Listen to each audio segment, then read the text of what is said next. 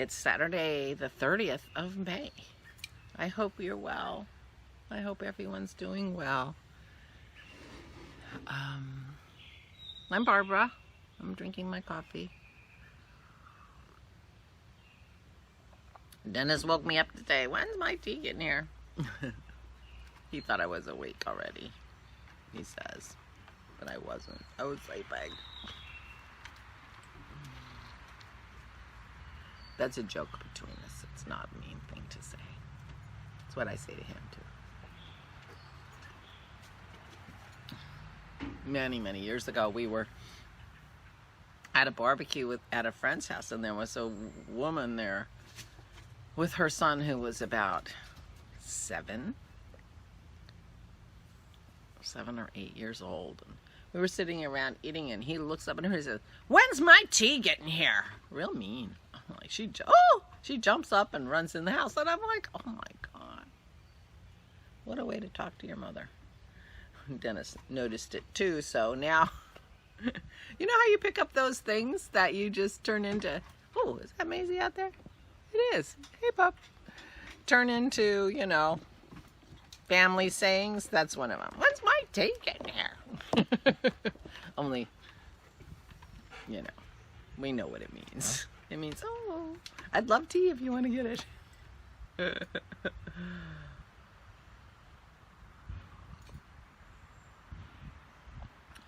Those little sayings end up in your family life.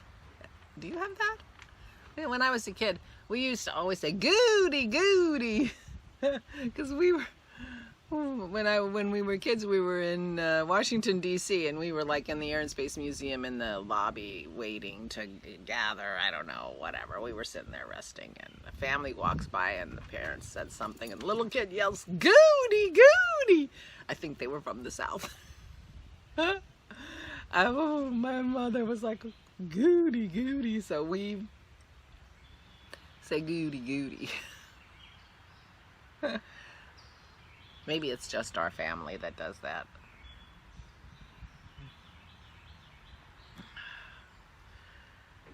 It poured rain last night. Oh, poured rain. With thunderstorms, so Pearl had a very bad few hours, but then it stopped thundering and she was fine. It started raining hard again later, but it didn't thunder anymore, so she was fine. No biting the pollinators. Carpenter bee. I was gonna say, oh, we were talking, and so anyway, it poured rain, so I was worried that it's gonna be muddy today. But it looks like the rain, I mean, it's going to be a little bit, my dogs track the mud in the house, terrible, and so I'm just trying to figure out how muddy the house is going to be, really. But it looks like it's not sloppy. It's like it got absorbed, so that's good. But I will wait. I was going to wash the area rugs that collect the mud before it gets to the most of the mud or some of the mud before they get to the living room rug. They're both dirty, and I was going to wash them yesterday, and then I decided to wait till it was nicer so that I could hang them out instead of putting them in the dryer. Oh, good morning. Oh, so boring. So anyway, but I guess I won't do it today because I'll need those rugs on the floor. I'll do it tomorrow. But I am doing laundry today, and it should be a nice day to have stuff on the line, so that's good. I have sheets to wash too, but they'll have to wait because there's not enough room on the line to wash our sheets and clothes. But that's okay. The sheets can wait. I have sheets on my bed, so. Anyway, I started my Tulpe sweater yesterday. I swatched. Here's my swatch. Let me put my glasses back on. I don't know why I took them off. I was rubbing my eyes. This is the yarn. It's kind of a green gray. It reads a little less variegated. Well, it's variegated, but like in real life, this patch isn't nearly quite as, and this one is not nearly quite as contrasty. Almost. Anyway, this is the yarn. It's Tuscan Knits in her single space, which is a fur single merino, 100% superwash merino single fingering in the Har colorway, H-A-A-R. Isn't that a kind of a frost, Har frost? I could be wrong. I didn't look it up. Anyway, turning out pretty. It's a color that's maybe more fall or winter than summer, and I'm definitely making a summer sweater with it. That's for sure. But it feels good. My swatch was made at the gauge of that it was said, but I blocked the heck out of it because it was supposed to be 20 stitches for 4 inches, and I got 24 unblocked. So I blocked it, and then I got 23, and then I blocked the heck out of it and got 22. And I like it opened it, made it lighter, a lighter fabric. So then I'm sitting there, I'm like, I'm gonna have to block this, and I'm like, hello. So I went up at needle size. I'm probably still gonna have to block it pretty well. Excuse me. I have to block it to basically how I want it, but I measured it on me and it's well big enough, so I don't have to block it too hard if I don't want to. So I went up to a size 5 needle. This was on a 4. Anyway, I think it's a pretty yarn. It's just very subtle and subdued. Looks maybe a little more subtle in the sun. I don't know. It's a little hard to see. Anyway, so it has the tulips on. I am half an hour away from finishing the tulip part on the front. So you do the front down to the bottom of the sleeves. It's a square or a rectangle, depending on how long you want it. But you do the front, and then you pick up and do the back down to the under your arms, and then you do it in the round. So it's a very simple design, sweater design of the simple construction, but the tulip is really nice. And I sat there and did tulips last night, and I enjoyed it. I was so glad. I've been doing, plain old stockinette for so long. It's nice to do something a little different and enjoy it. So I did. So maybe I'm working my mojo back up.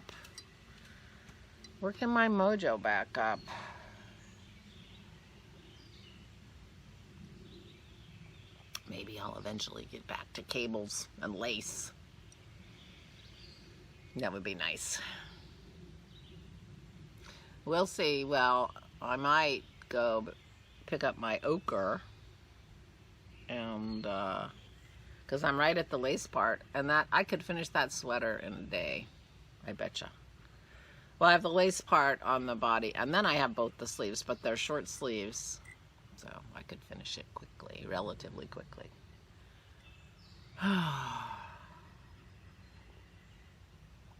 It's Saturday. I told myself I was going to do my podcast this weekend, so maybe I'll do what I said I was going to do to myself, because, tell myself to do something and then I don't want to do it.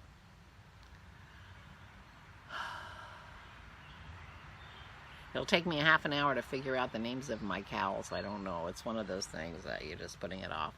I do have to do some cleaning today. My living room is so dusty. I watched some videos last night. I went from the you know, one end of the spectrum to the other. I watched Miss Marple, and then I watched The Bourne Identity. Both of which I really like. And knit on my tulips and enjoyed it. It was a very easy pattern. Very easy pattern. Just, you know, as long as you know what row you're on, you're easy peasy. So it wasn't a lot of thinking, and it wasn't a lot of keeping track, and, you know, whatever. But I had to use my tape on the chart. I was using a chart. I haven't used a chart in a long time. Anyway, oh, what a rambly day. I'm sorry. I don't really have anything to talk about, do I, Pearl? There's my Pearly girl. Hey, Pearl. Yeah, good morning. Got goop in your eye. Leave that bee alone. I hear a bee going by. So, a beautiful day today, and the air feels cool and not muggy, so that's nice. I might be able to open up the house, and that'll be fun. Get some fresh air in there. I'm not wearing a sweater today because I plan on doing some work. So,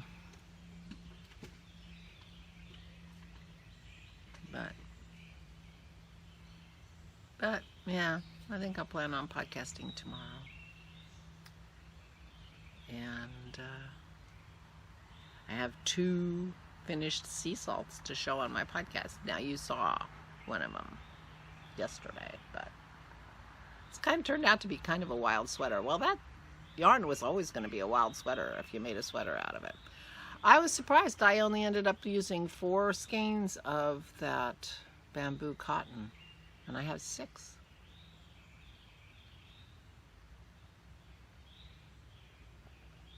I wonder what else that would be good in. It's a DK weight. It would make a bright, nice kind of summery shawl, I think. I don't know, we shall see. So,